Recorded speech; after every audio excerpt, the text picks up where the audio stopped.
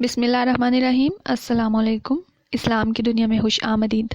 سامعین، آج ہم شروع کریں گے سورہ یوسف مکمل ترجمے اور تفسیر کے ساتھ۔ سامعین، سورہ یوسف کے بارے میں ایک دلچسپ بات ہے۔ سورہ یوسف 12ویں پارے میں ہے، اس کے 12 ہی رکوع ہیں اور اس میں حضرت یوسف علیہ السلام سمیت ان کے 12 بھائیوں کا ذکر ہے۔ شروع کرتے ہیں اللہ کے نام سے جو بڑا مہربان نہایت رحم والا ہے۔ الف لام را، یہ روشن کتاب کی آیتیں ہیں۔ یقیناً ہم نے اس قرآن کو عربی زبان میں نازل فرمایا ہے کہ تم اس کو سمجھ سکو۔ ان آیات کی تفسیر کچھ یوں ہے: آسمانی کتابوں کے نزول کا مقصد لوگوں کی ہدایت و رہنمائی ہے، اور یہ مقصد اسی وقت حاصل ہو سکتا ہے جب وہ کتاب اسی زبان میں ہو جس کو وہ سمجھ سکیں۔ اس لیے ہر آسمانی کتاب اسی قومی زبان میں نازل ہوئی جس قوم کی ہدایت کے لیے وہ اتاری گئی تھی۔ قرآن کریم کے مخاطب اول چونکہ عرب تھے، اس لیے قرآن بھی عربی زبان میں نازل ہوا۔ علاوہ ازیں عربی زبان اپنی فصاحت و بلاغت اور اعجاز اور ادائے معنی کے لحاظ سے دنیا کی بہترین زبان ہے۔ اس لیے اللہ تعالیٰ نے اس اشرف الکتب قرآن مجید کو اشرف اللغات عربی میں، اشرف الرسل حضرت محمد صلی اللہ علیہ وآلہ وسلم پر اشرف الملائکہ جبرائیل علیہ السلام کے ذریعے سے نازل فرمایا، اور مکہ جہاں اس کا آغاز ہوا، دنیا کا اشرف ترین مقام، اور جس مہینے میں اس کے نزول کی ابتدا ہوئی وہ بھی اشرف ترین مہینہ رمضان المبارک ہے۔ ہم آپ کے سامنے بہترین بیان پیش کرتے ہیں اس وجہ سے کہ ہم نے آپ کی جانب یہ قرآن وحی کے ذریعے نازل کیا ہے، اور یقیناً آپ اس سے پہلے بے خبروں میں سے تھے۔ سامعین، سورہ یوسف کو احسن القصص کہا جاتا ہے۔ قصص دلچسپ واقعہ یا قصہ، اور دلچسپ واقعہ یا قصہ محض کہانی یا تبازاد افزانے کو نہیں کہا جاتا، بلکہ ماضی میں گزر جانے والے واقعے کے بیان کو قصہ کہا جاتا ہے۔ یہ گویا اخبار ماضیہ کا واقعی اور حقیقی بیان ہے، اور اس واقعے میں حسد و عناد کا انجام، تائید الہی کی کرشمہ سازیاں، نفس امارہ کی شورشیں اور سرکشیوں کا نتیجہ، اور دیگر انسانی عوارض و حوادث کا نہایت دلچسپ بیان اور بڑے عبرت انگیز پہلو ہیں۔ اس لیے قرآن نے اسے احسن القصص یعنی بہترین بیان سے تعبیر کیا ہے۔ قرآن کریم کے ان الفاظ سے یہ بھی واضح ہوتا ہے کہ نبی کریم صلی اللہ علیہ وآلہ وسلم عالم الغیب نہیں تھے، ورنہ اللہ تعالیٰ آپ کو بے خبر قرار نہ دیتا۔ دوسری بات یہ معلوم ہوئی کہ آپ صلی اللہ علیہ وآلہ وسلم اللہ کے سچے نبی ہیں، کیونکہ آپ پر وحی کے ذریعے سے ہی یہ سچا واقعہ بیان کیا گیا ہے۔ آپ نہ کسی کے شاگرد تھے کہ کسی استاد سے سیکھ کر بیان فرما دیتے، نہ کسی اور سے ہی ایسا تعلق تھا کہ جس سے سن کر تاریخ کا یہ واقعہ اپنے اہم جزیات کے ساتھ آپ نشر کر دیتے۔ یہ یقیناً اللہ تعالیٰ نے ہی وحی کے ذریعے سے آپ پر نازل فرمایا ہے۔ اور فرمایا، جبکہ یوسف نے اپنے باپ سے ذکر کیا کہ ابا جان، میں نے 11 ستاروں، سورج اور چاند کو دیکھا کہ وہ مجھے سجدہ کر رہے ہیں، تو یعقوب علیہ السلام نے کہا، پیارے بچے، اپنے اس خواب کا ذکر اپنے بھائیوں سے نہ کرنا، ایسا نہ ہو کہ وہ تیرے ساتھ کوئی فریب کاری کرے۔ شیطان تو انسان کا کھلا دشمن ہے، اور اسی طرح تجھے برگزیدہ پروردگار کر دے گا، اور تجھے معاملہ فہمی یعنی خوابوں کی تعبیر کے بارے میں علم سکھائے گا، اور تجھ پر اپنی نعمت بھرپور کر دے گا۔ یہاں پر یہ بیان کیا گیا ہے، حضرت محمد صلی اللہ علیہ وآلہ وسلم کو کہا گیا ہے کہ اپنی امت کے سامنے حضرت یوسف علیہ السلام کا قصہ بیان کرو، جب اس نے اپنے باپ سے اپنے خواب کے بارے میں بیان کیا، اور ان کا خواب سن کر ان کے باپ نے کہا کہ بے شک اللہ تعالیٰ نے تجھے چن لیا ہے، اور انہیں اس خواب سے یہ اندازہ ہو گیا کہ ان کا یہ بیٹا عظمت شان کا حامل ہوگا، اس لیے انہیں اندیشہ ہوا کہ یہ خواب سن کر اس کے دوسرے بھائی بھی اس کی عظمت کا اندازہ کر کے کہیں اسے نقصان نہ پہنچائیں، اس لیے انہوں نے یہ خواب بیان کرنے سے منع فرما دیا۔ کہ یہ بھائیوں کے مکر و فریب کی وجہ بیان فرما دی کہ شیطان چونکہ انسان کا ازلی دشمن ہے، اس لیے وہ انسانوں کو بہکانے، گمراہ کرنے اور انہیں حسد و بغض میں مبتلا کرنے کے لیے ہر وقت کوشاں اور طاق میں رہتا ہے۔ چنانچہ یہ شیطان کے لیے بڑا اچھا موقع تھا کہ وہ حضرت یوسف علیہ السلام کے خلاف بھائیوں کے دلوں میں حسد و بغض کی آگ بھڑکا دے، جیسا کہ بعد میں اسی طرح ہوا، اور حضرت یعقوب علیہ السلام کا اندیشہ درست ثابت ہوا۔ اور پھر حضرت یوسف علیہ السلام کو حضرت یعقوب علیہ السلام نے کہا کہ تجھے تیرے رب نے نہایت عظمت والا خواب دکھانے کے لیے چن لیا، اسی طرح تیرا رب تجھے برگزیدگی بھی عطا کرے گا اور خوابوں کی تعبیر بھی سکھا دے گا۔ اور اپنی نعمت تجھے بھرپور عطا کرے گا، اور یعقوب کے گھر والوں کو بھی، جیسا کہ اس نے اس سے پہلے تیرے دادا اور پردادا یعنی ابراہیم و اسحاق کو بھی بھرپور اپنی نعمت دی۔ یقیناً تیرا رب بہت بڑے علم والا، زبردست حکمت والا ہے۔ یقیناً یوسف اور اس کے بھائیوں میں دریافت کرنے والوں کے لیے بڑی نشانیاں ہیں، یعنی اس قصے میں اللہ تعالیٰ کی عظیم قدرت اور نبی کریم صلی اللہ علیہ وآلہ وسلم کی نبوت کی صداقت کی بڑی نشانیاں ہیں۔ اور پھر جب کہ انہوں نے کہا کہ یوسف اور اس کا بھائی بنسبت ہمارے باپ کو بہت زیادہ پیارے ہیں، حالانکہ ہم طاقتور جماعت ہیں، کوئی شک نہیں کہ ہمارے ابا صریح غلطی میں ہیں، یوسف کو تو مار ہی ڈالو یا اسے کسی نامعلوم جگہ پھینک دو کہ تمہارے والد کا رخ صرف تمہاری ہی طرف ہو جائے، اس کے بعد تم نیک ہو جانا۔ اور اس کے بعد پھر جب اس کے تمام بھائی بیٹھ کر آپس میں بات کر رہے تھے تو انہوں نے کہا کہ ہم 10 بھائی طاقتور جماعت ہیں اور ہم اکثریت ہیں، تعداد میں ہم زیادہ ہیں، جبکہ یوسف علیہ السلام اور بنیامین صرف 2 ہیں، اس کے باوجود باپ کی آنکھوں کا نور اور دل کا سرور صرف وہی ہے۔ یہاں پہ انہوں نے یہ کہا کہ یوسف کو یا تو قتل کر دو اور یا پھر مار ڈالو، اور اس کے بعد تم ایسا کرنے کے بعد اللہ سے اپنے گناہ کے لیے توبہ کر لینا، یعنی کہ پہلے وہ گناہ کرنا چاہتے تھے اور اس کے بعد انہوں نے کہا کہ ہم اس طرح کرنے کے بعد اللہ سے اس کی معافی مانگ لیں گے، اس گناہ کی توبہ کر لیں گے۔ ان میں سے ایک نے کہا یوسف کو قتل تو نہ کرو بلکہ اسے کسی اندھے کنویں کی تہہ میں ڈالاؤ کہ اسے کوئی آتا جاتا قافلہ اٹھا لے جائے، اگر تمہیں کرنا ہی ہے تو یوں کرو۔ اور پھر جب ان میں سے ایک جو ان کا بڑا بھائی تھا اس نے کہا کہ اس طرح سے کرو کہ یوسف کو قتل کرنے کی بجائے کسی اندھے یا گہرے کنویں میں ڈال آؤ، اور یہ تجویز ایک بھائی نے ازراہ شفقت پیش کی، کیونکہ قتل کے مقابلے میں یہ تجویز واقعتاً ہمدردی کے جذبات کی حامل ہے۔ بھائیوں کی آتش حسد اتنی بڑکی ہوئی تھی کہ یہ تجویز بھی اس نے ڈرتے ڈرتے ہی پیش کی کہ اگر تمہیں کرنا ہی ہے تو کچھ اس طرح سے کام کر لو تاکہ کوئی آتا جاتا قافلہ اسے اٹھا کر لے جائے۔ پھر انہوں نے کہا ابا آخر آپ یوسف علیہ السلام کے بارے میں ہم پر اعتبار کیوں نہیں کرتے؟ ہم تو اس کے خیر خواہ ہیں، کل آپ اسے ضرور ہمارے ساتھ بھیج دیجئے کہ خوب کھائے پیے اور کھیلے، اس کی حفاظت کے ذمہ دار ہم ہیں۔ اس آیت سے یہ معلوم ہوتا ہے کہ شاید اس سے قبل بھی برادران یوسف علیہ السلام نے یوسف علیہ السلام کو اپنے ساتھ لے جانے کی کوشش کی ہو اور باپ نے انکار کر دیا ہو۔ چنانچہ حضرت یعقوب علیہ السلام نے بھی کھیل کود کی حد تک کوئی اعتراض نہیں کیا، البتہ یہ خدشہ ظاہر کیا کہ تم کھیل کود میں مدہوش ہو جاؤ اور اسے بیڑیا کھا جائے، کیونکہ کھلے میدانوں اور صحراؤں میں وہاں بیڑیے پائے جاتے ہیں۔ اور پھر انہوں نے باپ کو یقین دلایا کہ کس طرح ہو سکتا ہے کہ ہم اتنے بھائیوں کی موجودگی میں بیڑیا یوسف علیہ السلام کو کھا جائے۔ انہوں نے جواب دیا کہ ہم جیسی زور آور جماعت کی موجودگی میں بھی اگر اسے بیڑیا کھا جائے تو ہم تو بالکل ہی نکمے ہوئے۔ پھر جب اسے لے چلے اور سب نے مل کر ٹھان لیا کہ اسے غیر آباد گہرے کنویں کی تہہ میں پھینک دیں، ہم نے یوسف علیہ السلام کی طرف وحی کی کہ یقیناً وقت آ رہا ہے کہ تو انہیں اس ماجرے کی خبر اس حال میں دے گا کہ وہ جانتے ہی نہ ہوں گے۔ قرآن کریم نے اس واقعہ کو نہایت اختصار کے ساتھ بیان کیا ہے۔ مطلب یہ ہے کہ جب اپنے سوچے سمجھے منصوبے کے مطابق انہوں نے یوسف علیہ السلام کو کنویں میں پھینک دیا تو اللہ تعالیٰ نے حضرت یوسف علیہ السلام کی تسلی اور حوصلے کے لیے وحی کی کہ گھبرانے کی ضرورت نہیں ہے، ہم تیری حفاظت ہی نہیں کریں گے بلکہ ایسے بلند مقام پر تجھے فائز کریں گے کہ یہ بھائی بھیک مانگتے ہوئے تیری خدمت میں حاضر ہوں گے، اور پھر تو انہیں بتائے گا کہ تم نے اپنے ایک بھائی کے ساتھ اس طرح سنگ دلانہ معاملہ کیا تھا، جسے سن کر وہ حیران اور پشیمان ہو جائیں گے۔ حضرت یوسف علیہ السلام اس وقت اگرچہ بچے تھے، لیکن جو بچے نبوت پر سرفراز ہونے والے ہوں ان پر بچپن میں ہی وحی آ جاتی ہے۔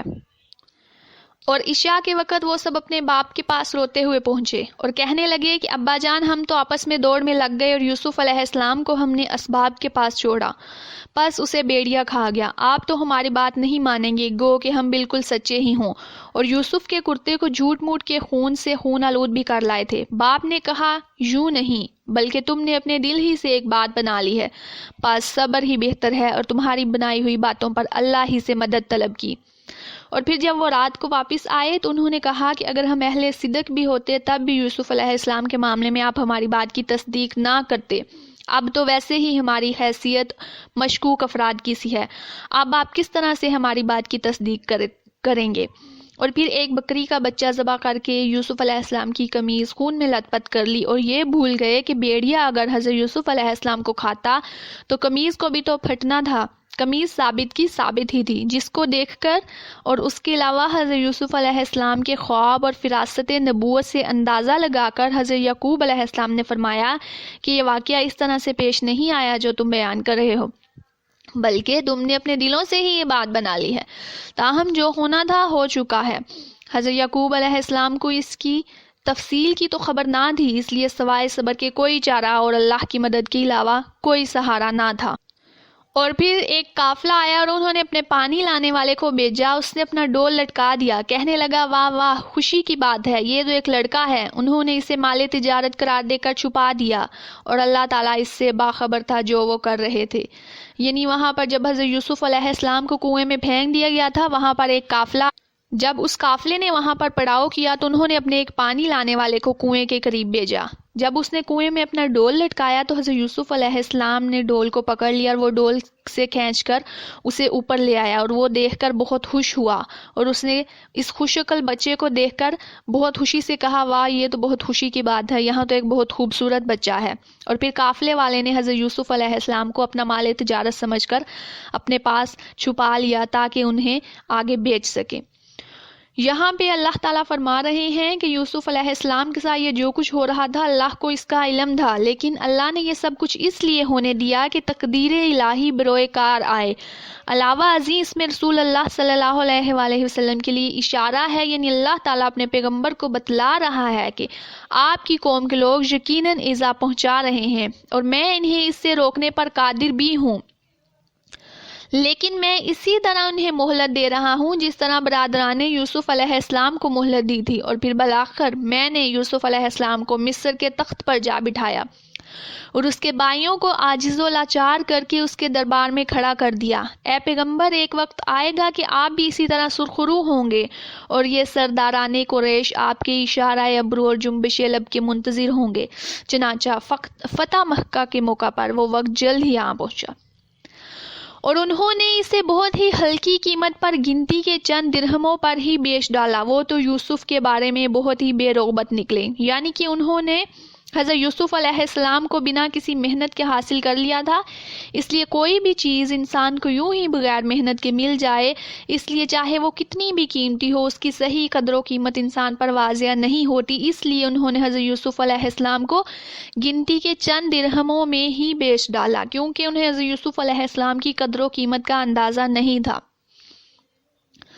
مصر والوں میں سے جس نے اسے خریدا تھا اس نے اپنی بیوی سے کہا کہ اسے بہت عزت و احترام کے ساتھ رکھو، بہت ممکن ہے کہ یہ ہمیں فائدہ پہنچائے یا اسے ہم اپنا بیٹا ہی بنا لیں۔ یوں ہم نے مصر کی سرزمین میں یوسف کا قدم جما دیا کہ ہم اسے خواب کی تعبیر کا علم سکھا دیں۔ اللہ تعالیٰ اپنے ارادے پر غالب ہے، لیکن اکثر لوگ بے علم ہیں۔ کہا جاتا ہے کہ مصر پر اس وقت ریان بن ولید حکمران تھا، اور یہ عزیز مصر جس نے حضرت یوسف علیہ السلام کو خریدا اس کا وزیر خزانہ تھا۔ اس کی بیوی کا نام بعض جگہ پہ رائل اور بعض جگہ پہ زلیخا بتایا جاتا ہے۔ یعنی جس طرح سے ہم نے یوسف علیہ السلام کو کنویں سے ظالم بھائیوں سے نجات دی، اسی طرح ہم نے یوسف علیہ السلام کو سرزمین مصر میں ایک معقول ٹھکانہ عطا کر دیا، اور پھر قوت فیصلہ اور علم دیا۔ ہم نیکوکاروں کو اسی طرح کا بدلہ دیتے ہیں۔ اور پھر اس عورت نے جس کے گھر میں یوسف تھے، یوسف کو بہلانا پھسلانا شروع کر دیا کہ وہ اپنے نفس کی نگرانی کو چھوڑ دے، اور دروازے بند کر کے کہنے لگی لو آ جاؤ۔ یوسف نے کہا اللہ کی پناہ، وہ میرا رب ہے، مجھے اس نے بہت اچھی طرح رکھا ہے، بے انصافی کرنے والوں کا بھلا نہیں ہوتا۔ اس عورت نے یوسف کی طرف کا قصد کیا اور یوسف اس کا قصد کرتے اگر وہ اپنے رب کی دلیل نہ دیکھتے۔ یوں ہی ہوا اس واسطے کہ ہم اس سے برائی اور بے حیائی دور کر دیں، بے شک وہ ہمارے چنے ہوئے بندوں میں سے تھا۔ یہاں سے حضرت یوسف علیہ السلام کا ایک نیا امتحان شروع ہوا۔ عزیز مصر کی بیوی جس کو اس کے خاوند نے تاکید کی تھی کہ یوسف علیہ السلام کو اکرام و احترام کے ساتھ رکھے، وہ حضرت یوسف علیہ السلام کے حسن و جمال پر فریفتہ ہو گئی اور انہیں دعوت گناہ دینے لگی، جسے حضرت یوسف علیہ السلام نے ٹھکرا دیا۔ بعض مفسرین کی یہاں پہ مختلف رائے ہیں۔ اکثر نے کہا ہے کہ یوسف علیہ السلام نے قصد کیا ہی نہیں تھا۔ ان مفسرین نے اسے عربی اسلوب کے خلاف قرار دیا ہے اور یہ معنی بیان کیے ہیں کہ قصد تو یوسف علیہ السلام نے بھی کر لیا تھا، لیکن ایک تو یہ اختیاری نہ تھا بلکہ عزیز مصر کی بیوی کی ترغیب اور دباؤ اس میں شامل تھا۔ دوسرے یہ کہ گناہ کا قصد کر لینا عصمت کے خلاف نہیں ہے، اس پر عمل کرنا عصمت کے خلاف ہے۔ مگر محققین اہل تفسیر نے یہ معنی بیان کیے ہیں کہ یوسف علیہ السلام بھی اس کا قصد کر لیتے اگر اپنے رب کی برہان نہ دیکھتے، یعنی انہوں نے اپنے رب کی برہان دیکھ رکھی تھی، اس لیے عزیز مصر کی بیوی کا قصد ہی نہیں کیا بلکہ دعوت گناہ ملتے ہی پکار اٹھے معاذ اللہ۔ البتہ قصد نہ کرنے کے یہ معنی نہیں کہ نفس میں ہیجان اور تحریک ہی پیدا نہ ہو۔ ہیجان اور تحریک پیدا ہو جانا الگ بات ہے اور قصد کر لینا الگ بات ہے، اور حقیقت یہ ہے کہ اگر سرے سے ہیجان اور تحریک ہی پیدا نہ ہو تو ایسے شخص کا گناہ سے بچ جانا کوئی کمال نہیں۔ کمال تو تب ہے کہ جب نفس کے اندر داعیہ اور تحریک پیدا ہو اور پھر انسان اس پر کنٹرول کرے اور گناہ سے بچ جائے۔ حضرت یوسف علیہ السلام نے اسی کمال صبر و ضبط کا بے مثال نمونہ پیش فرمایا۔ اور پھر یہاں پہ جو رب کی برہان نہ دیکھتے تو جو قصد کیا تھا کر گزرتے کی جو بات ہو رہی ہے اس میں برہان کیا تھی، اس میں مختلف اقوال ہیں۔ مطلب یہ ہے کہ رب کی طرف سے کوئی ایسی چیز آپ کو دکھائی گئی کہ اسے دیکھ کر آپ نے اپنے نفس کے داعیے کو دبانے اور رد کرنے میں کامیاب ہو گئے۔ اللہ تعالیٰ اپنے پیغمبروں کی اسی طرح حفاظت فرماتا ہے، یعنی جس طرح ہم نے یوسف علیہ السلام کو برہان دکھا کر برائی یا اس کے ارادے سے بچا لیا، اسی طرح ہم نے اسے ہر معاملے میں برائی اور بے حیائی کی باتوں سے دور رکھنے کا اہتمام کیا، کیونکہ وہ ہمارے چنے ہوئے بندوں میں سے تھا۔ دونوں دروازے کی طرف دوڑے اور اس عورت نے یوسف کا کرتا پیچھے کی طرف سے کھینچ کر پھاڑ ڈالا اور دروازے کے پاس ہی عورت کا شوہر دونوں کو مل گیا، تو کہنے لگی جو شخص تیری بیوی کے ساتھ برا ارادہ کرے بس اس کی سزا یہی ہے کہ اسے قید کر دیا جائے اور دردناک سزا دی جائے۔ یوسف نے کہا یہ عورت ہی مجھے پھسلا رہی تھی، اور پھر عورت کے قبیلے ہی کے ایک شخص نے گواہی دی کہ اگر اس کا کرتا آگے سے پھٹا ہوا ہو تو عورت سچی ہے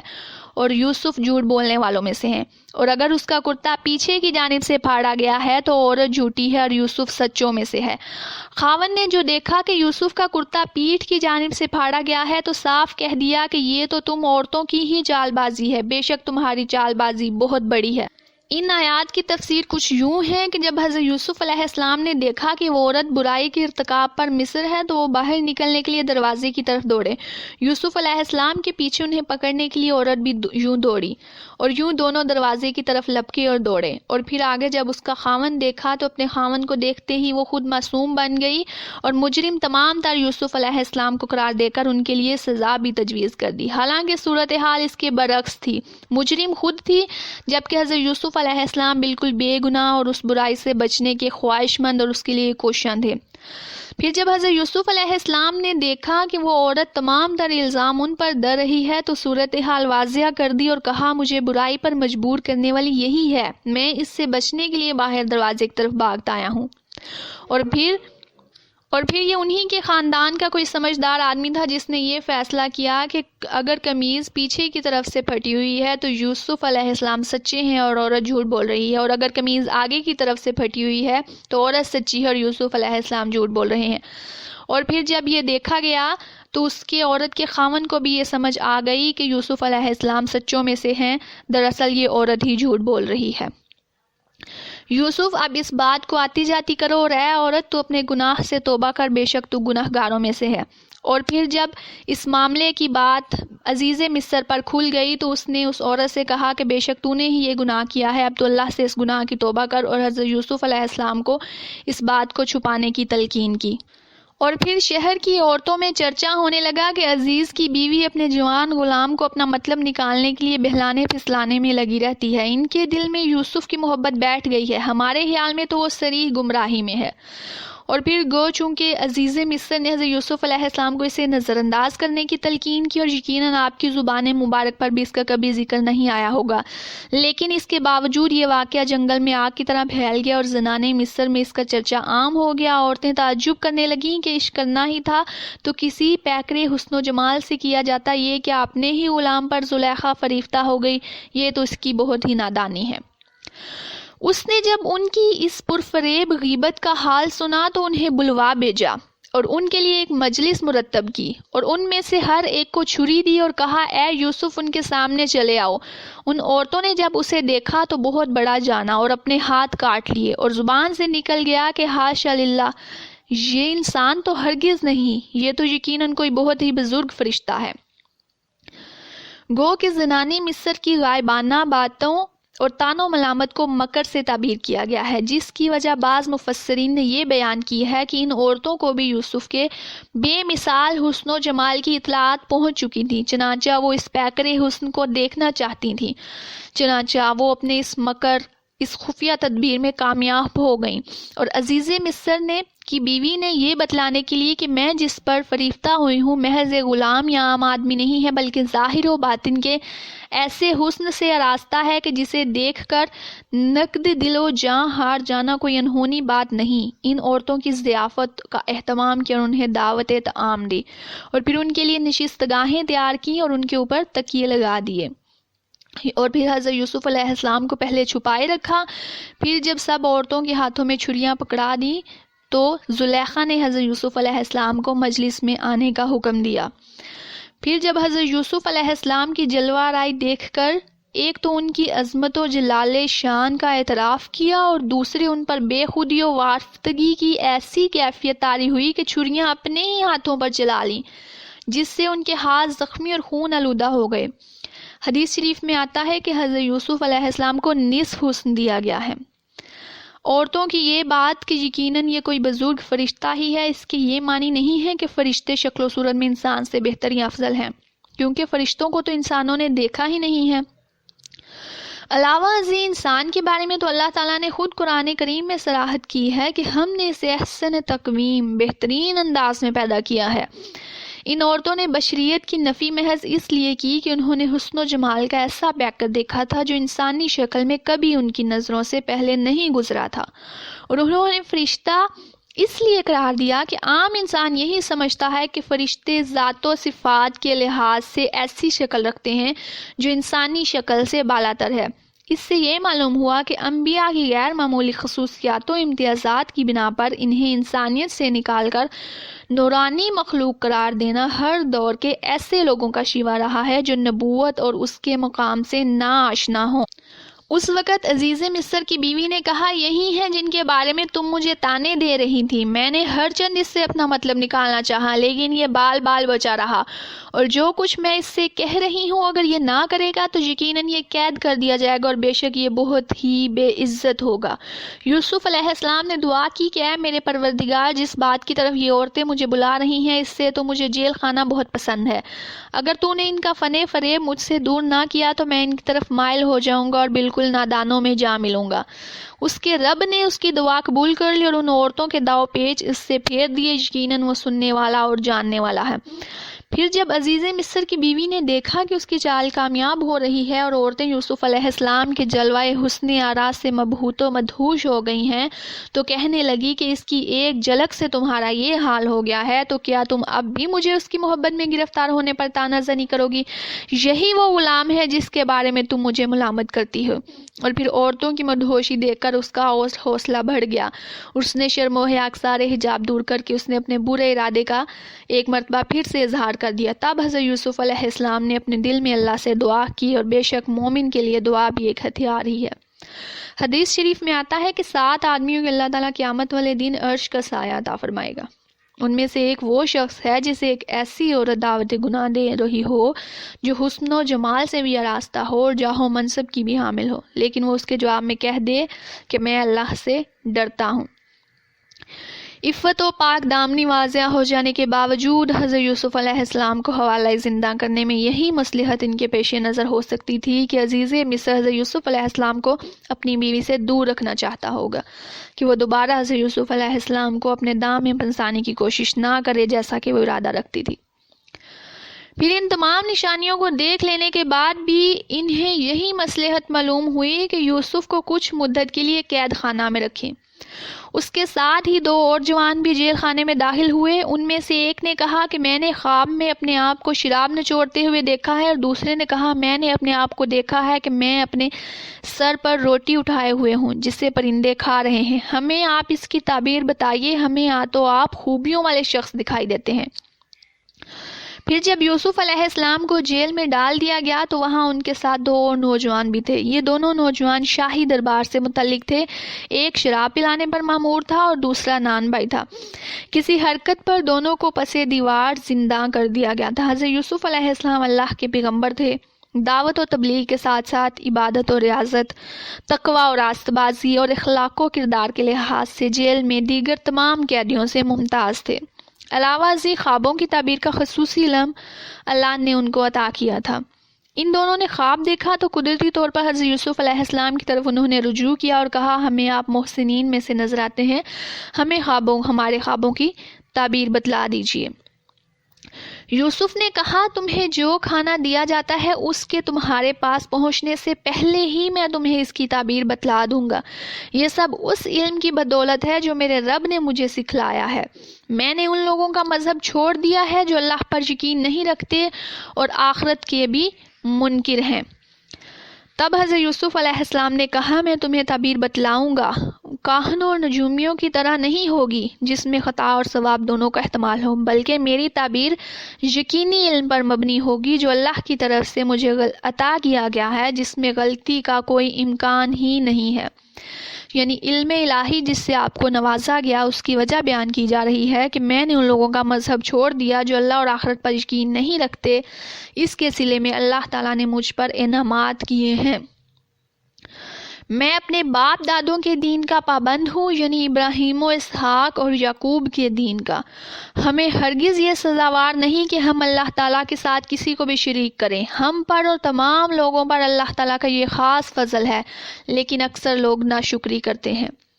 اے میرے قید خانے کے ساتھیوں، کیا متفرق کئی ایک پروردگار بہتر ہے یا ایک اللہ زبردست ہے؟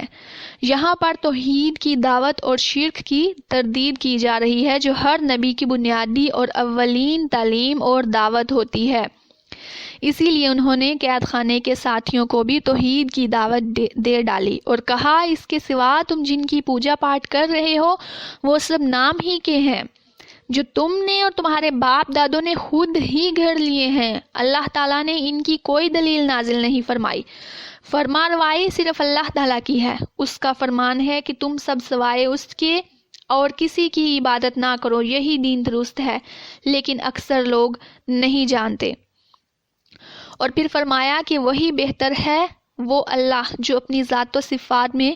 متفرق ہے، وہ واحد ہے جس کا کوئی شریک نہیں ہے، اور وہ ہی سب پر غالب اور حکمران رہے گا۔ اور یہ جو تم لوگوں نے اپنے پوجا پاٹ کے نام رکھ لیے ہیں یہ تو صرف تم لوگوں کے محض نام ہیں معبودوں کے جو تم نے خود ہی رکھے ہوئے ہیں، حالانکہ معبود تو وہ صرف ایک ہے، اور اللہ نے ان کی بابت کوئی دلیل اللہ نے نہیں اتاری، ان کے نام تم نے خود ہی تجویز کیے ہوئے ہیں۔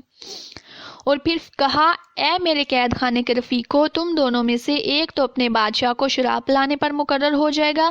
لیکن دوسرا سولی پر چڑھایا جائے گا اور پرندے اس کا سر نوچ کھائیں گے۔ تم دونوں جس کے بارے میں تحقیق کر رہے تھے اس کام کا فیصلہ کر دیا گیا ہے۔ یعنی جب آپ نے ان کو تعبیر بتائی تو آپ نے کہا کہ تقدیر الہی میں پہلے سے یہ بات ثبت ہے، اور جو تعبیر میں نے بتلائی ہے لامحالہ واقعہ ہو کر رہے گی، جیسا کہ حدیث میں ہے۔ رسول صلی اللہ علیہ وآلہ وسلم نے فرمایا خواب جب تک اس کی تعبیر نہ کی جائے پرندے کے پاؤں پر ہے، جب اس کی تعبیر کر دی جائے تو وہ واقعہ ہو جاتا۔ اور پھر جس کی نسبت یوسف کو گمان تھا کہ ان دونوں میں سے یہ چھوٹ جائے گا، اس سے کہا کہ اپنے بادشاہ سے میرا بھی ذکر کر دینا۔ پھر اسے شیطان نے اپنے بادشاہ سے ذکر کرنا بلا دیا اور یوسف نے کئی سال قید خانے میں کاٹے۔ بادشاہ نے کہا میں نے خواب میں دیکھا ہے کہ 7 موٹی تازی فربا گائیں ہیں جن کو 7 لاغر دبلی پتلی گائیں کھا رہی ہیں، اور 7 بالیاں ہیں ہری ہری اور دوسری 7 بالکل خشک۔ اے درباریوں، میرے اس خواب کی تعبیر بتلاؤ اگر تم خواب کی تعبیر دے سکتے ہو۔ انہوں نے جواب دیا کہ یہ تو اڑتے اڑتے پریشان خواب ہیں، اور ایسے شوریدہ پریشان خوابوں کی تعبیر ہم نہیں جانتے۔ یہ خواب اس بادشاہ کو آیا عزیز مصر جس کا وزیر تھا۔ اللہ تعالیٰ کو اس خواب کے ذریعے سے یوسف علیہ السلام کی رہائی عمل میں لانی تھی، چنانچہ بادشاہ کے درباریوں، کاہنوں اور نجومیوں نے اس خواب بے پریشان کی تعبیر بتلانے سے عجز کا اظہار کر دیا۔ بعض کہتے ہیں کہ نجومیوں کے اس قول کا مطلب مطلقاً علم تعبیر کی نفی ہے، اور بعض کہتے ہیں کہ علم تعبیر سے وہ بے خبر نہیں تھے، نہ اس کی انہوں نے نفی کی، انہوں نے صرف اس خواب کی تعبیر بتلانے سے لا علمی کا اظہار کیا۔ ان 2 قیدیوں میں سے جو رہا ہوا تھا اسے مدت کے بعد یاد آ کے اور کہنے لگا میں تمہیں اس کی تعبیر بتلا دوں گا، مجھے جانے کی اجازت دیجیے۔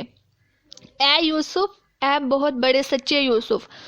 آپ ہمیں اس خواب کی تعبیر بتلائیے کہ 7 موٹی تازی گائیں ہیں جنہیں 7 دبلی پتلی گائیں کھا رہی ہیں، اور 7 بالکل سبز خوشے ہیں، اور ساتھ ہی دوسرے بھی بالکل خشک ہیں، تاکہ میں واپس جا کر ان لوگوں سے کہوں کہ وہ سب جان لیں۔ یوسف نے جواب دیا کہ تم 7 سال تک پے در پے لگاتار حسب عادت غلہ بویا کرنا اور فصل کاٹ کر اسے بالیوں سمیت ہی رہنے دینا سوائے اپنے کھانے کی تھوڑی سی مقدار کے۔ اس کے بعد 7 سال نہایت سخت قحط کے آئیں گے، وہ اس غلے کو کھا جائیں گے جو تم نے ان کے لیے ذخیرہ رکھ چھوڑا تھا سوائے اس تھوڑے سے کہ جو تم روک رکھتے ہو۔ یہ قید کے 2 ساتھیوں میں سے ایک نجات پانے والا تھا جسے حضرت یوسف علیہ السلام نے کہا تھا کہ اپنے آقا سے میرا ذکر کرنا تاکہ میری بھی رہائی کی صورت بن سکے۔ اسے اچانک یاد آیا اور اس نے کہا کہ مجھے مہلت دیں، میں تمہیں آ کر اس کی تعبیر بتلاتا ہوں۔ چنانچہ وہ نکل کر سیدھا یوسف علیہ السلام کے پاس پہنچا اور خواب کی تفصیل بتا کر اس کی تعبیر کی بابت پوچھا۔ حضرت یوسف علیہ السلام کو اللہ تعالیٰ نے علم تعبیر سے بھی نوازا تھا، اس لیے وہ اس خواب کی تہ تک فوراً پہنچ گئے۔ انہوں نے موٹی تازی 7 گائیوں سے 7 ایسے سال مراد لیے جن میں خوب پیداوار ہوگی، اور 7 دبلی پتلی گائیوں سے اس کے برعکس 7 سال خشک سالی کے۔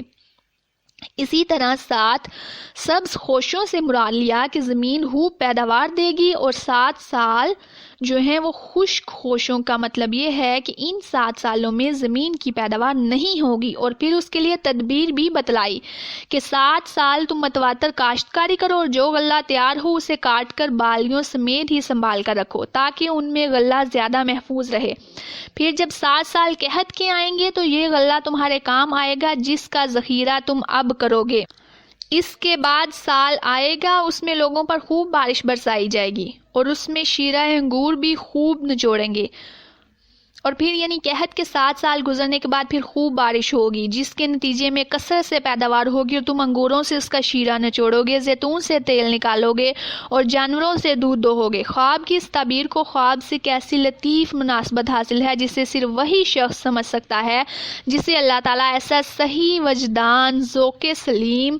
اور ملکہ راسخہ عطا کرے جو اللہ تعالیٰ نے حضرت یوسف علیہ السلام کو عطا فرمایا تھا۔ اور بادشاہ نے کہا یوسف کو میرے پاس لاؤ۔ جب قاصی یوسف کے پاس پہنچا تو انہوں نے کہا اپنے بادشاہ کے پاس واپس جا اور اس سے پوچھ کہ ان عورتوں کا حقیقی واقعہ کیا ہے جنہوں نے اپنے ہاتھ کاٹ لیے تھے، ان کے ہیلے کو صحیح طور پر جاننے والا میرا پروردگار ہی ہے۔ اس کا مطلب یہ ہے کہ جب وہ شخص تعبیر دریافت کر کے بادشاہ کے پاس گیا اور اسے تعبیر بتلائی تو وہ اس تعبیر سے اور حضرت یوسف علیہ السلام کی بتلائی ہوئی تدبیر سے بڑا متاثر ہوا، اور اس نے یہ اندازہ لگا لیا کہ یہ شخص جسے ایک عرصے سے حوالہ زندہ کیا ہوا ہے غیر معمولی علم و فضل اور اعلیٰ صلاحیتوں کا حامل ہے۔ چنانچہ بادشاہ نے انہیں دربار میں پیش کرنے کا حکم دیا۔ حضرت یوسف علیہ السلام نے جب دیکھا کہ بادشاہ اب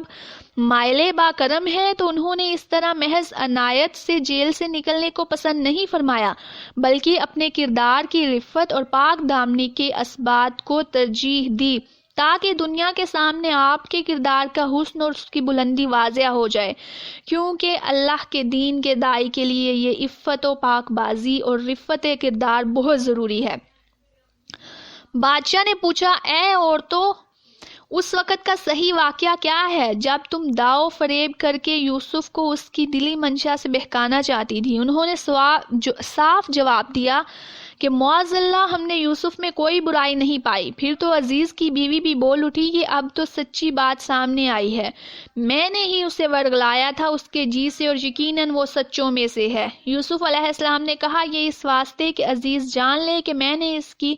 پیٹھ پیچھے اس کی خیانت نہیں کی، یہ بھی کہ اللہ دغا بازوں کے ہتھ کنڈے چلنے نہیں دیتا۔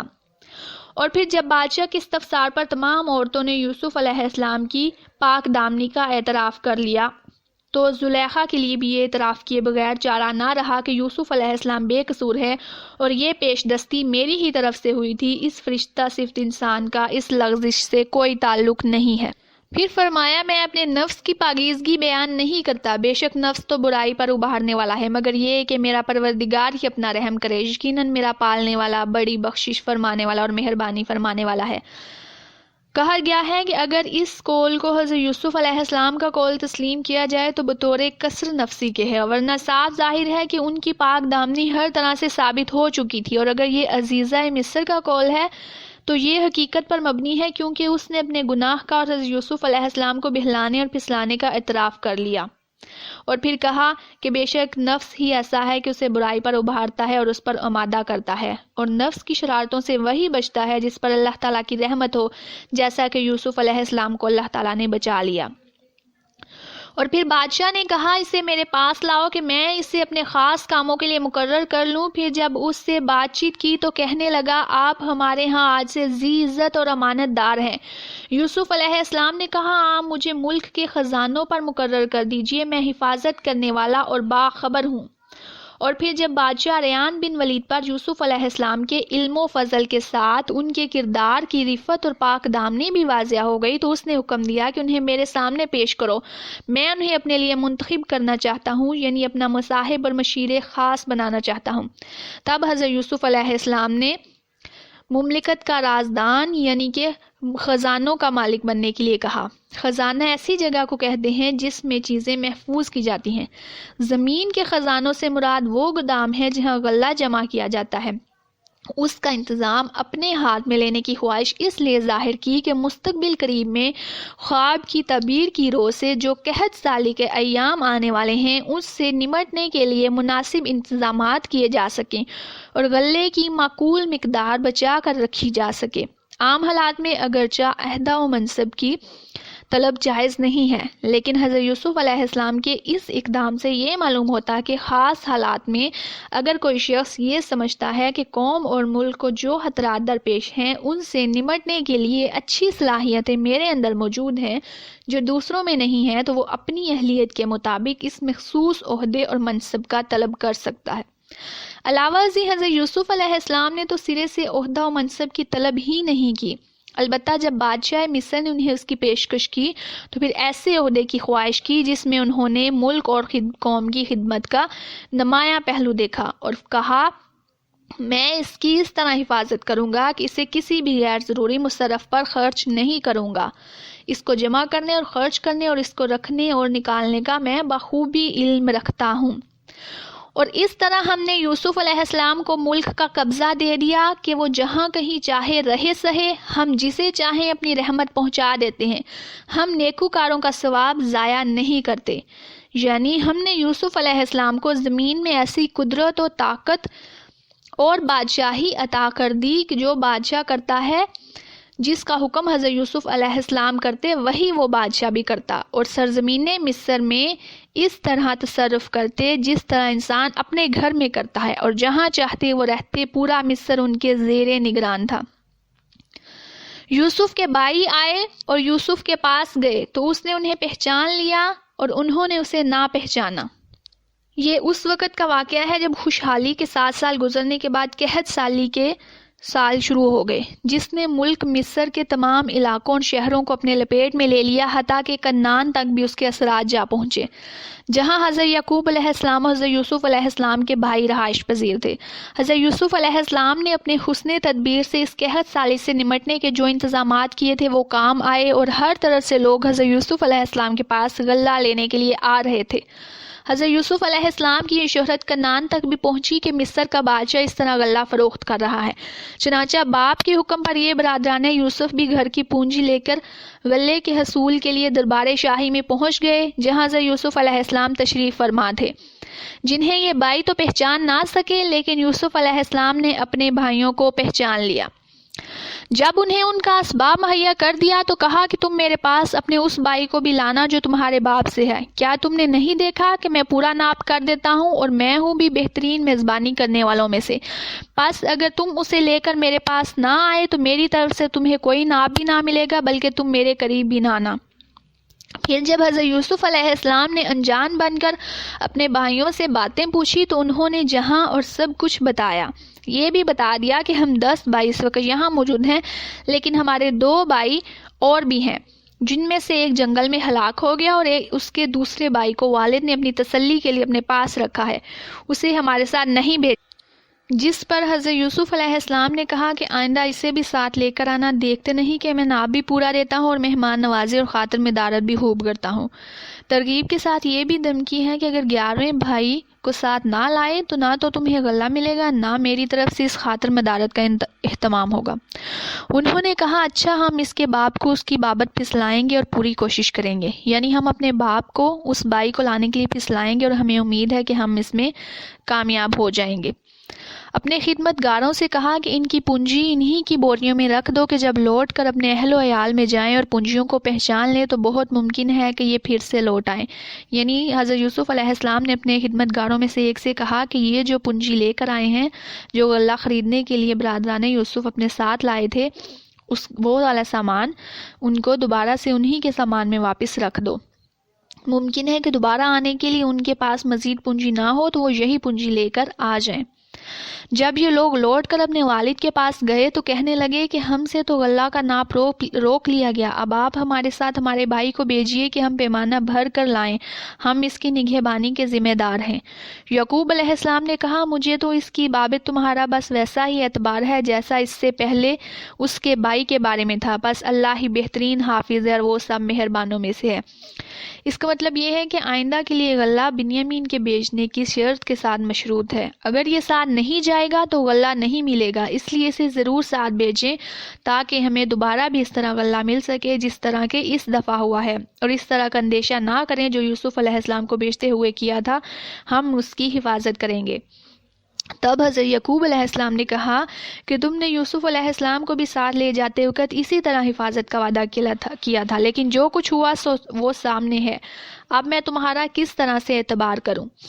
جب انہوں نے اپنا اسباب کھولا تو اپنا سرمایہ موجود پایا جو ان کی جانب لوٹا دیا گیا تھا۔ کہنے لگے اے ہمارے باپ، ہمیں اور کیا چاہیے؟ دیکھیے تو یہ ہمارا سرمایہ بھی ہمیں واپس لوٹایا گیا ہے، ہم اپنے خاندان کو رسد لا دیں گے اور اپنے بھائی کی نگرانی بھی رکھیں گے، اور 1 اونٹ کے بوجھ کا غلہ زیادہ لائیں گے، یہ ناپ تو بہت آسان ہے۔ یعقوب علیہ السلام نے کہا میں تو اسے ہرگز تمہارے ساتھ نہ بھیجوں گا جب تک کہ تم اللہ کو بیچ میں رکھ کے مجھے قول و قرار نہ دے دو کہ تم اسے میرے پاس پہنچا دو گے، سوائے اس ایک صورت کے کہ تم سب گرفتار کر لیے جاؤ۔ جب انہوں نے پکا قول و قرار دے دیا تو انہوں نے کہا کہ جو کچھ ہم کہتے ہیں اللہ اس پر نگہبان ہے۔ اور پھر بادشاہ کے اس حسن سلوک کے بعد کہ اس نے ہماری خاطر توازیہ بھی خوب کی ہے اور ہماری پونجی بھی ہمیں واپس کر دی ہے، ہمیں اور کیا چاہیے؟ اور تاہم چونکہ غلے کی شدید ضرورت تھی، اس لیے اندیشے کے باوجود بنیامین کو ساتھ بھیجنے سے انکار مناسب نہیں سمجھا، اور اللہ پر بھروسہ کرتے ہوئے اسے بیچنے پر آمادگی کا اظہار کر۔ اور یعقوب علیہ السلام نے کہا کہ اے میرے بچوں، جب تم سب ایک دروازے سے نہ جانا بلکہ کئی جدا جدا دروازوں سے داخل ہونا، میں اللہ کی طرف سے آنے والی کسی چیز کو تم سے ٹال نہیں سکتا، حکم صرف اللہ ہی کا چلتا ہے، میرا کامل بھروسہ اسی پر ہے اور ہر ایک بھروسہ کرنے والے کو اسی پر بھروسہ کرنا چاہیے۔ پھر جب بنیامین سمیت 11 بھائی مصر جانے لگے تو یہ ہدایت ان کے باپ نے اس لیے انہیں دی کیونکہ ایک ہی باپ کے 11 بیٹے جو قد و قامت اور شکل و صورت میں بھی ممتاز ہوں، جب اکٹھے ایک ہی جگہ یا کسی ایک ہی جگہ سے ایک ساتھ گزریں تو عموماً انہیں لوگ تعجب یا حسد کی نظر سے دیکھتے ہیں، اور یہی چیز نظر لگنے کا باعث بنتی ہے، چنانچہ انہیں نظر بد سے بچانے کے لیے بطور تدبیر یا حکم دیا کہ نظر کا لگ جانا برحق ہے۔ تاہم یہ تاکید بطور ظاہری اسباب احتیاط اور تدبیر کی ہے جسے اختیار کرنے کا انسانوں کو حکم دیا گیا ہے، تاہم اس سے اللہ تعالیٰ کی تقدیر و قضاء میں تبدیلی نہیں آ سکتی، ہوگا وہی جو اس کی قضاء کے مطابق اس کے حکم کے مطابق ہوگا۔ جب وہ انہی راستوں سے جن کا حکم ان کے والد نے انہیں دیا تھا گئے، کچھ نہ تھا کہ اللہ نے جو بات مقرر کر دی ہے وہ اس سے انہیں ذرا بھی بچا لے، مگر یعقوب علیہ السلام کے دل میں ایک خیال پیدا ہوا جسے اس نے پورا کر لیا۔ بلا شبہ وہ ہمارے سکھلائے ہوئے علم کا عالم تھا، لیکن اکثر لوگ نہیں جانتے۔ یعنی یہ تدبیریں وحی الہی کی روشنی میں تھی، اور یہ عقیدہ بھی کہ احتیاطی تدابیر قدر کو نہیں بدل سکتی۔ اللہ تعالیٰ نے سکھلائے ہوئے علم پر مبنی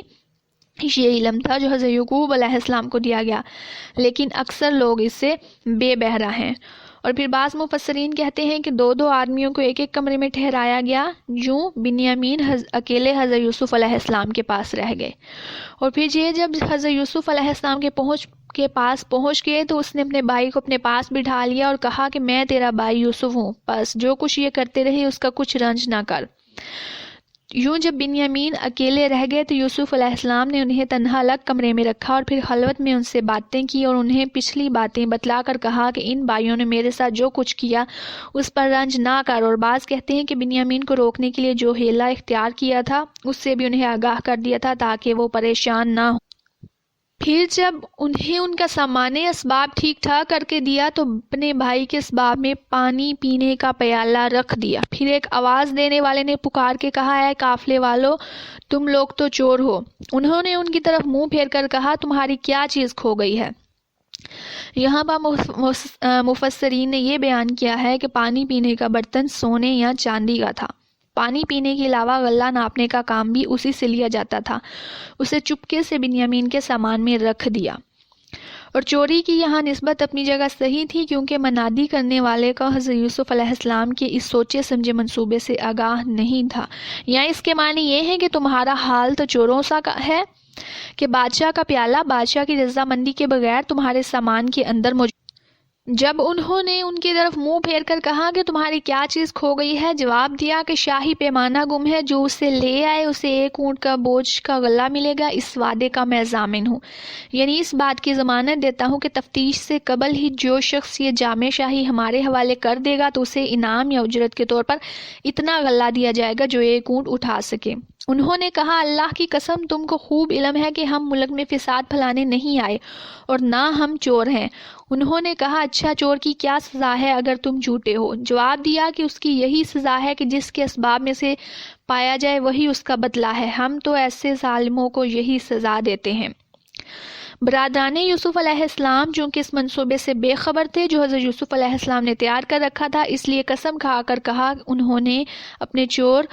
ہونے کی اور زمین پر فساد برپا کرنے کی نفی کی۔ اور پھر جب ان سے پوچھا گیا کہ اگر سامان میں وہ شاہی پیالہ مل گیا تو پھر اس کی کیا سزا ہوگی، کہا کہ چور کو کچھ عرصے کے لیے اس شخص کے سپرد کر دیا جاتا تھا جس کی اس نے چوری کی ہوتی تھی۔ یہ حضرت یعقوب علیہ السلام کی شریعت میں سزا تھی جس کے مطابق یوسف علیہ السلام کے بھائیوں نے یہ سزا تجویز کی۔ بس یوسف نے ان کے سامان کی تلاشی شروع کی اپنے بھائی کے سامان کی تلاشی سے پہلے، پھر اس پیمانہ کو اپنے بھائی کے سامان سے نکالا۔ ہم نے یوسف کے لیے اسی طرح تدبیر کی۔ اس بادشاہ کے قانون کی روز سے یہ اپنے بھائی کو نہ لے سکتا تھا، مگر یہ کہ اللہ کو منظور ہو ہم جس کے چاہیں درجے بلند کریں۔ ہر ذی علم پر فوقیت رکھنے والا دوسرا ذی علم موجود ہے۔ یہ قول بھی برادران یوسف ہی کا ہے۔ بعض کے نزدیک یوسف علیہ السلام کے مصاحبین کا قول ہے کہ انہوں نے کہا کہ ہم بھی ظالموں کو ایسی ہی سزا دیتے ہیں، لیکن آیت کا اگلا ٹکڑا کہ بادشاہ کے دین میں وہ اپنے بھائی کو پکڑ نہ سکتے تھے اس قول کی نفی کرتا ہے۔ پہلے بھائیوں کے سامان کی تلاشی لی، آخر میں بنیامین کا سامان دیکھا تاکہ انہیں شبہ نہ ہو کہ یہ کوئی سوچا سمجھا منصوبہ ہے۔ یعنی ہم نے وحی کے ذریعے سے یوسف علیہ السلام کو یہ تدبیر سمجھائی۔ اس سے معلوم ہوا کہ کسی صحیح غرض کے لیے ایسا طریقہ اختیار کرنا جس کی ظاہری صورت ہیلا اور کید کی ہو جائز ہے، بشرط یہ کہ وہ طریقہ کسی شرعی نص کے خلاف نہ ہو، یعنی فتح القدیر کے خلاف۔ یعنی بادشاہ کا مصر میں جو قانون اور دستور رائج تھا اس کی روح سے بنیامین کو اس طرح روکنا ممکن نہیں تھا، اس لیے انہوں نے اہل قافلہ سے ہی پوچھا کہ بتلاؤ اس جرم کی کیا سزا ہوگی۔ جس طرح یوسف علیہ السلام کو اپنی تمام عنایات اور مہربانیوں سے بلند مرتبہ عطا کیا۔ اور اگلی آیت کا مفہوم کچھ یوں ہے کہ ہر عالم سے بڑھ کر کوئی نہ کوئی عالم ہوتا ہے، اس لیے کوئی صاحب علم اس دھوکے میں مبتلا نہ ہو کہ میں ہی اپنے وقت کا سب سے بڑا عالم ہوں۔ اور بعض کہتے ہیں کہ اس کا یہ مطلب ہے کہ ہر صاحب علم کے اوپر ایک علیم یعنی اللہ تعالیٰ ہے۔ انہوں نے کہا کہ اگر اس نے چوری کی تو کوئی تعجب کی بات نہیں، اس کا بھائی پہلے ہی چوری کر چکا ہے۔ یعنی یہاں پہ وہ خود اپنی پاکیزگی اور شرافت کا اظہار کر رہے ہیں اور حضرت یوسف علیہ السلام اور ان کے بھائی کے بارے میں بیان کر رہے ہیں کہ اس کے بھائی نے بھی پہلے چوری کی تھی، اس لیے اس کی چوری کے بارے میں کوئی تعجب نہیں کیا جا سکتا۔ چونکہ وہ ان کے حقیقی بھائی نہیں تھے، اس لیے انہیں چور اور بے ایمان ثابت کرنے کی کوشش کی۔ یوسف علیہ السلام نے اس بات کو اپنے دل میں رکھ لیا اور ان کے سامنے بالکل ظاہر نہ کیا۔ کہا کہ تم بدتر جگہ میں ہو اور جو تم بیان کرتے ہو اس سے اللہ ہی خوب جانتا ہے۔ انہوں نے کہا، اے عزیز مصر، اس کے والد بہت بڑی عمر کے بالکل بوڑھے شخص ہیں، آپ اس کے بدلے ہم میں سے کسی کو لے دیجئے، ہم دیکھتے ہیں کہ آپ بڑے نیک نفس ہیں۔ باپ تو یقیناً بوڑھے ہی تھے، لیکن یہاں ان کا اصل مقصد بنیامین کو چھڑانا تھا۔ ان کے ذہن میں وہی یوسف علیہ السلام والی بات تھی کہ کہیں پھر ہمیں دوبارہ بنیامین کے بغیر باپ کے پاس نہ جانا پڑے اور باپ ہم سے کہیں کہ تم نے میرے بنیامین کو بھی یوسف علیہ السلام کی طرح کہیں گم کر دیا ہے۔ اس لیے یوسف علیہ السلام کے احسانات کے حوالے سے یہ بات کی کہ شاید وہ یہ احسان بھی کر دیں کہ بنیامین کو تو چھوڑ دیں اور اس کی جگہ کسی اور بھائی کو رکھ لیں۔ جب یہ اس سے مایوس ہو گئے تو تنہائی میں بیٹھ کر مشورہ کرنے لگے۔ ان میں جو سب سے بڑا تھا اس نے کہا، تمہیں معلوم نہیں کہ تمہارے والد نے تم سے اللہ کی قسم لے کر پختہ قولو قرار لیا ہے اور اس سے پہلے یوسف کے بارے میں تم کوتاہی کر چکے ہو، پس میں تو اس سرزمین سے نہ ٹلوں گا جب تک کہ والد صاحب خود مجھے اجازت نہ دیں، یا اللہ تعالیٰ میرے لیے اس معاملے کا فیصلہ کر دے، وہی بہترین فیصلہ کرنے والا ہے۔ چونکہ بنیامین کو چھوڑ کر جانا ان کے لیے نہایت کھٹن مرحلہ تھا، وہ باپ کو منہ دکھانے کے قابل نہ رہے تھے، اس لیے باہم مشورے کرنے لگے کہ اب کیا کیا جائے۔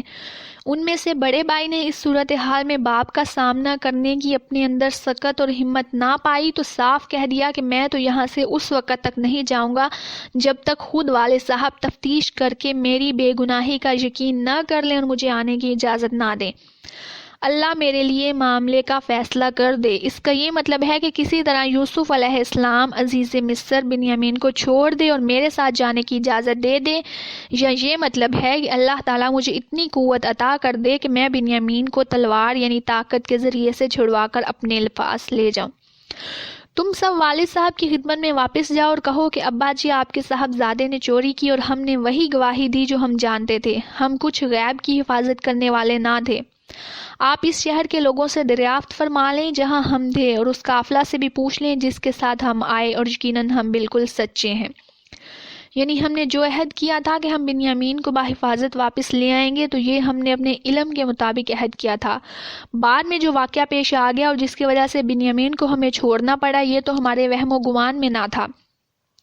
تو یہ سزا ہم نے اپنے علم کے مطابق ہی تجویز کی تھی، اس میں کسی قسم کی بدنیتی شامل نہیں تھی۔ لیکن پھر یہ اتفاق کی بات تھی کہ جب سامان کی تلاشی لی گئی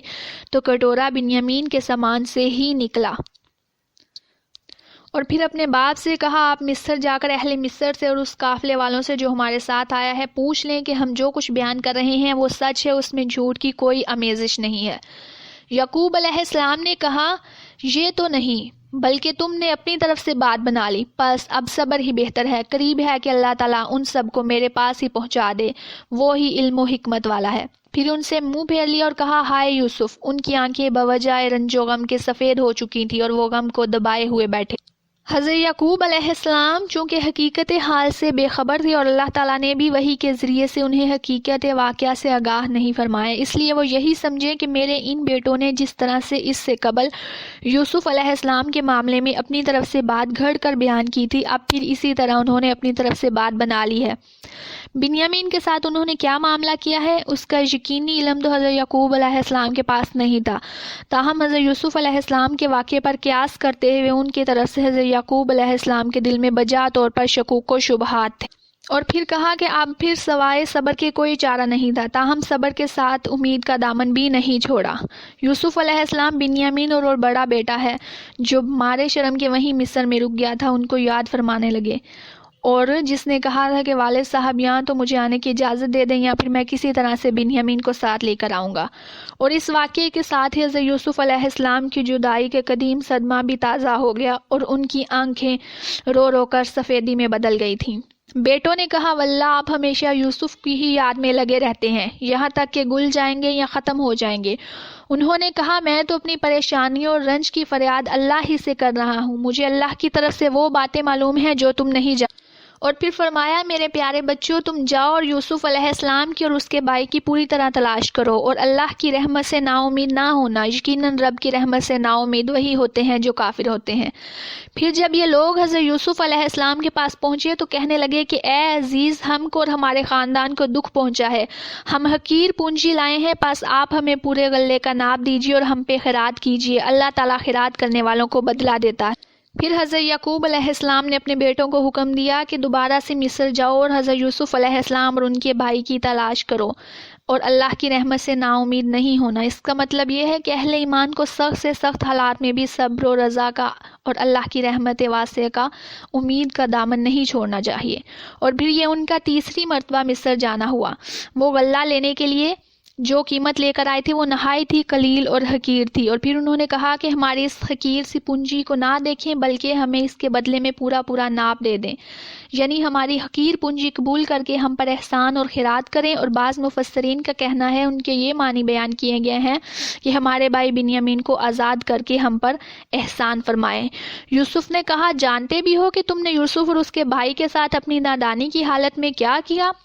پھر جب انہوں نے نہایت عاجزی کے انداز میں صدقہ و خیرات یا بھائی کی رہائی کی اپیل کی تو ساتھ ہی باپ کے بڑھاپے، ضعف اور بیٹے کی جدائی کے صدمے کا بھی ذکر کیا،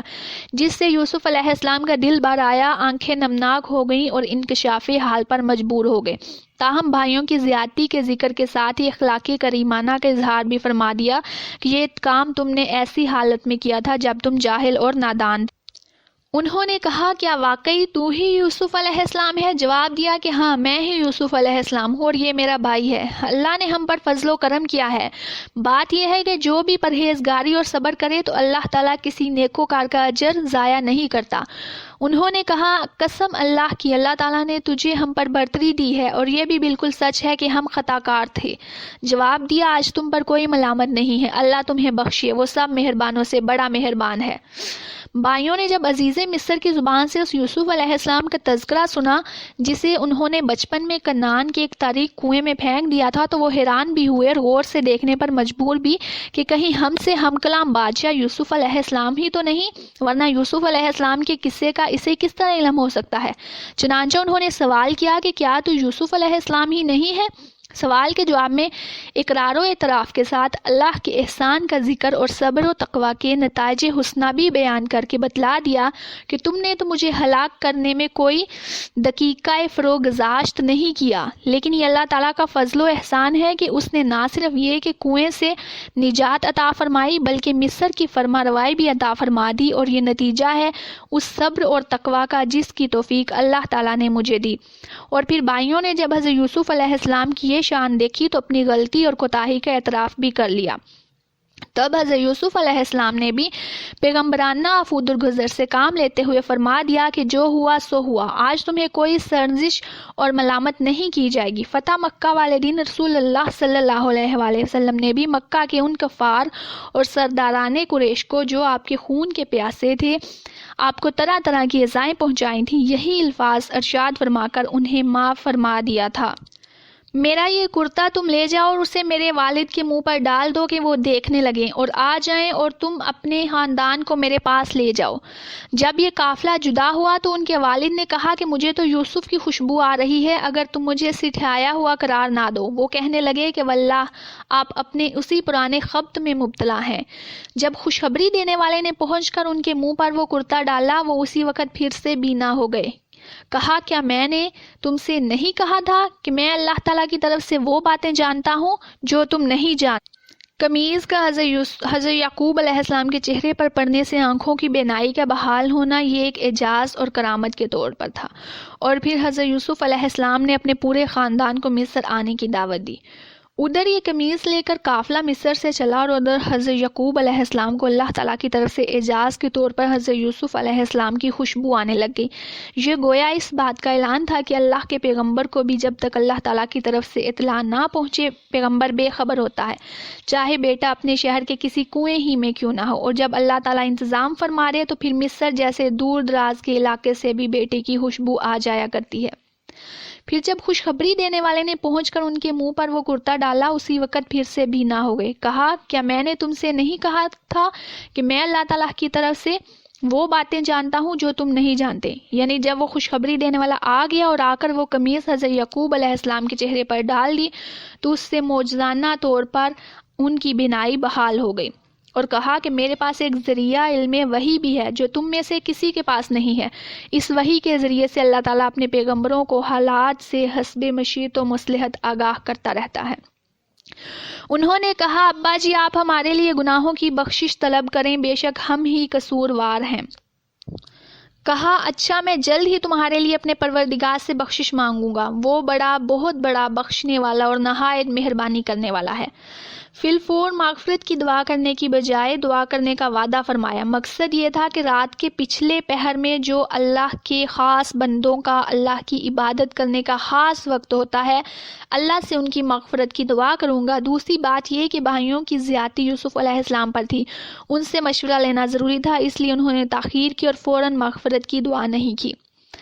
جب یہ سارا گھرانہ یوسف کے پاس پہنچ گیا تو یوسف نے اپنے ماں باپ کو اپنے پاس جگہ دی اور کہا، اللہ کو منظور ہے تو آپ سب اپنے امن و امان کے ساتھ مصر میں آؤ، اور اپنے تخت پر اپنے ماں باپ کو اونچا بٹھایا اور سب اس کے سامنے سجدے میں گر گئے۔ تب کہا کہ ابا جی یہ میرے پہلے خواب کی تعبیر ہے، میرے رب نے اسے سچا کر دکھایا، اس نے میرے ساتھ بڑا احسان کیا جب کہ مجھے جیل خانے سے نکالا اور آپ لوگوں کو صحرا سے لے آیا۔ اس اختلاف کے بعد جو شیطان نے مجھ میں اور میرے بھائیوں میں ڈال دیا تھا، میرا رب جو چاہے اس کے لیے بہترین تدبیر کرنے والا ہے، اور وہ بہت علم و حکمت والا ہے۔ اور پھر جب ان کا خاندان مصر میں پہنچ گیا، انہیں عزت و احترام کے ساتھ اپنے پاس جگہ دی اور ان کا خوب اکرام کیا۔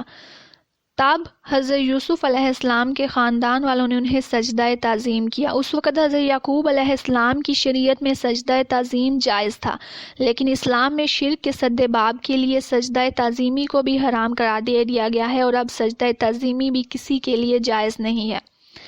پھر حضرت یوسف علیہ السلام نے جو خواب دیکھا تھا، اتنی آزمائشوں سے گزرنے کے بعد بالآخر اس کی یہ تعبیر سامنے آئی کہ اللہ تعالیٰ نے حضرت یوسف علیہ السلام کو تخت شاہی پر بٹھایا اور والدین سمیت تمام بھائیوں نے انہیں سجدہ کیا۔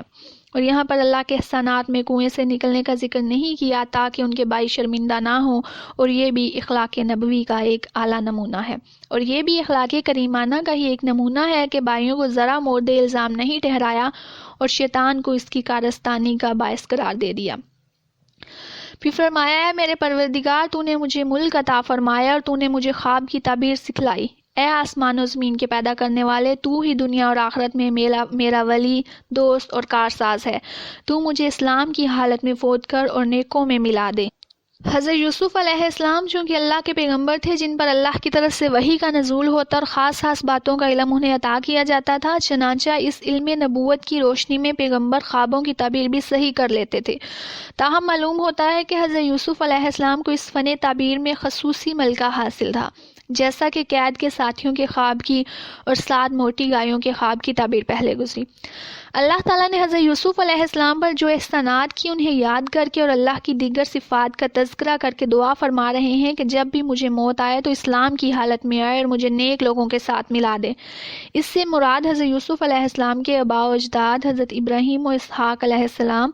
مراد ہیں۔ بعض لوگوں کو اس دعا سے یہ شبہ پیدا ہوا کہ حضرت یوسف علیہ السلام نے موت کی دعا مانگی، حالانکہ یہ موت کی دعا نہیں ہے، آخر وقت تک اسلام پر استقامت کی دعا ہے۔ یہ غیب کی خبروں میں سے ہے جس کی ہم آپ کی طرف وحی کر رہے ہیں۔ آپ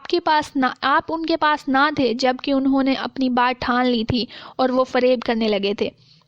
یعنی یوسف علیہ السلام کے ساتھ جب کہ انہیں کنویں میں پھینک گئے، یا مراد حضرت یعقوب علیہ السلام ہیں، یعنی ان کو یہ کہہ کر کہ یوسف علیہ السلام کو بیڑیا کھا حضرت یوسف علیہ السلام کو بھیڑیا کھا گیا ہے اور یہ اس کی قمیص ہے جو خون میں لت پت ہے، ان کے ساتھ فریب کیا۔ اللہ تعالیٰ نے اس مقام پر بھی اس بات کی نفی فرمائی ہے کہ رسول صلی اللہ علیہ وآلہ وسلم کو غیب کا علم تھا،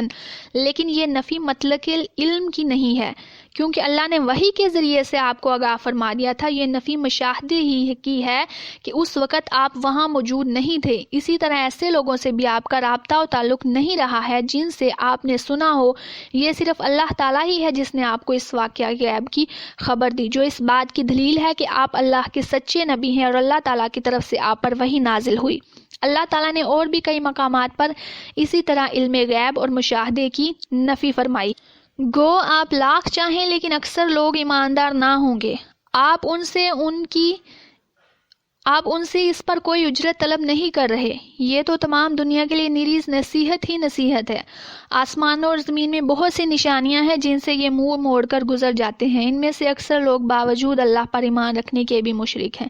یعنی اللہ تعالیٰ آپ کو پچھلے واقعات سے آگاہ فرما رہا ہے تاکہ لوگ ان سے عبرت پکڑیں اور اللہ کے پیغمبروں کا راستہ اختیار کر کے نجات ابدی کے مستحق بن جائیں۔ لیکن اس کے باوجود لوگوں کی اکثریت ایمان لانے والی نہیں ہے، کیونکہ وہ گزشتہ قوموں کے واقعات تو سنتے ہیں لیکن عبرت پذیری کے لیے نہیں، صرف دلچسپی اور لذت کے لیے، اس لیے وہ ایمان سے محروم ہی رہتے ہیں۔ اس لیے فرمایا جا رہا ہے تاکہ لوگ اس سے ہدایت حاصل کر سکیں اور اپنی دنیا اور آخرت سنوار لیں۔ اب دنیا کے لوگ اگر اس سے آنکھیں پھیرے رکھیں اور اس سے ہدایت حاصل نہ کریں تو لوگوں کا قصور اور ان کی بدقسمتی ہی ہے۔ قرآن تو فی الواقع اہل دنیا کے لیے ہدایت اور نصیحت لے کر ہی آیا ہے۔ آسمان و زمین کی پیدائش اور ان میں بے شمار چیزوں کا وجود اس بات پر دلالت کرتا ہے کہ ایک خالق و صانع ہے جس نے ان چیزوں کو وجود بخشا ہے، اور ایک مدبر ہے جو ان کا ایسا انتظام کر رہا ہے کہ یہ صدیوں سے ایسا نظام چل رہا ہے اور ان میں کبھی آپس میں ٹکراؤ اور تصادم نہیں ہوا، لیکن لوگ ان چیزوں کو دیکھتے ہوئے یوں گزر جاتے ہیں گویا ان پر غور و فکر کرتے ہیں اور نہ ہی ان سے رب کی معرفت حاصل کرتے ہیں۔ یہ وہ حقیقت ہے جسے قرآن نے بڑی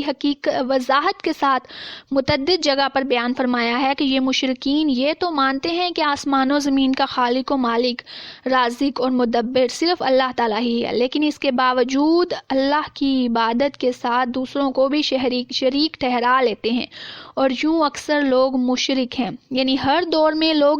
توحید ربوبیت کے تو قائل ہیں لیکن توحید الوہیت ماننے کے لیے تیار نہیں۔ آج کے قبر پرستوں کا بھی شرک یہی ہے کہ وہ قبروں میں مدفون بزرگوں کو صفات الوہیت کا حامل سمجھ کر انہی سے مدد پکارتے ہیں اور عبادت کے کئی مراسم بھی ان کے لیے بجا لاتے ہیں۔ کیا وہ اس بات سے بے خوف ہو گئے ہیں کہ ان کے پاس اللہ کے عذابوں میں سے کوئی عام عذاب آ جائے یا ان پر اچانک قیامت ٹوٹ پڑے اور وہ بے خبر ہی ہوں؟ آپ کہہ دیجئے میری راہ یہی ہے، میں اور میرے معتبین اللہ کی طرف بلا رہے ہیں پورے یقین اور اعتماد کے ساتھ، اور اللہ پاک ہے اور میں مشرکوں میں نہیں۔ آپ سے پہلے ہم نے بستی والوں میں جتنے رسول بھیجے ہیں سب مرد ہی تھے جن کی طرف ہم وحی نازل فرماتے۔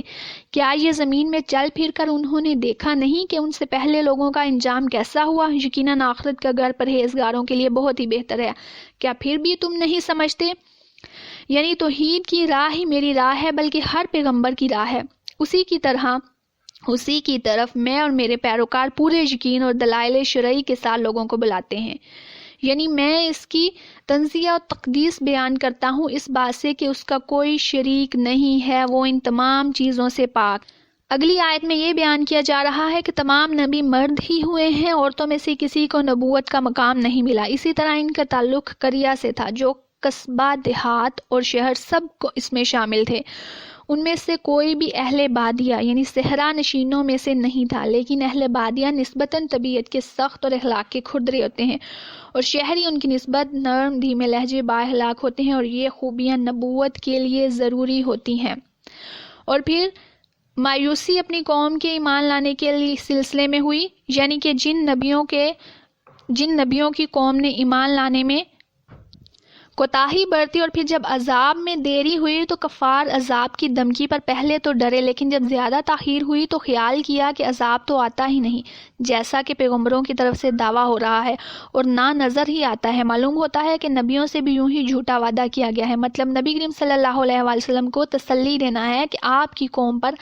عذاب میں جو تاخیر ہو رہی ہے اس سے گھبرانے کی ضرورت نہیں ہے۔ پچھلی قوموں پر بھی عذاب میں بڑی بڑی تاخیر رکھی گئی ہے اور اللہ کی مشیت و حکمت کے مطابق انہیں خوب مہلت دی گئی، حتیٰ کہ رسول اکرم